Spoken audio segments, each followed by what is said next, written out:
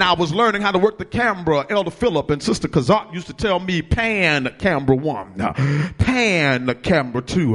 What that simply meant was to turn. What the devil is trying to do in this day and time is he sees us on our way to our destiny.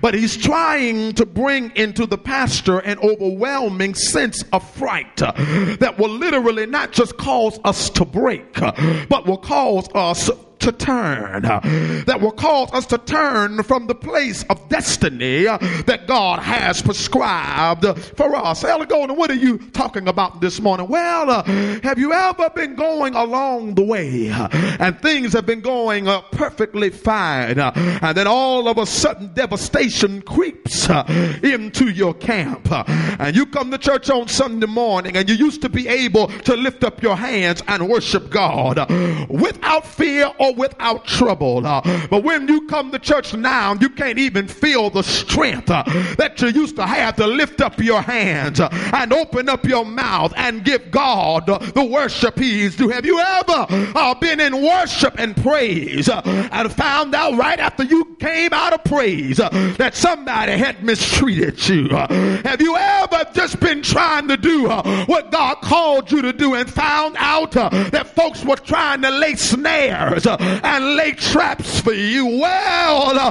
I want you to know that that spirit comes from panicos.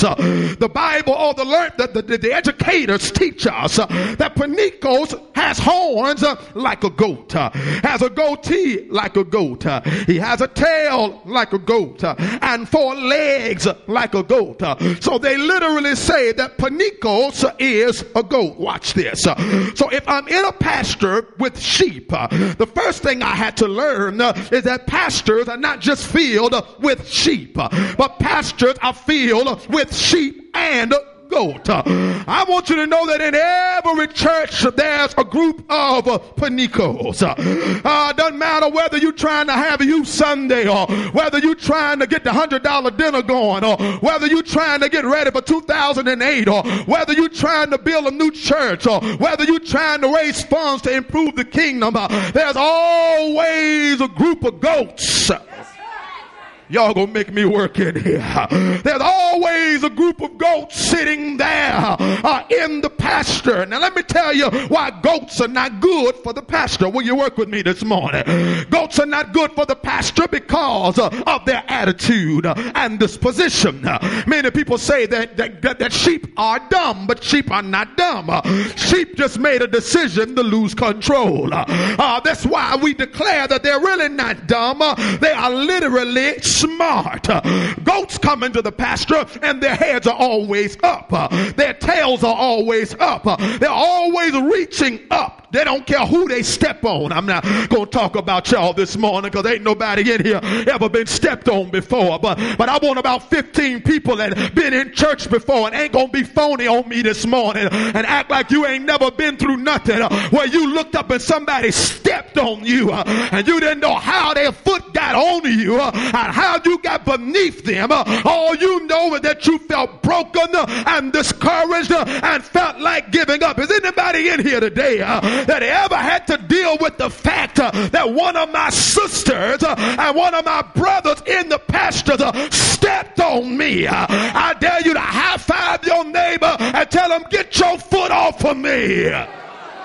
Yeah, y'all gonna work with me this morning. Yeah, get your foot off of me. As long as panicos is in the pasture, many of the shepherds tend not to be able to keep the flock in proper unity. But I want you to know this morning that I read over in the book of John, and John the 10th and 11th chapter and 11th verse says, but Jesus is the good shepherd.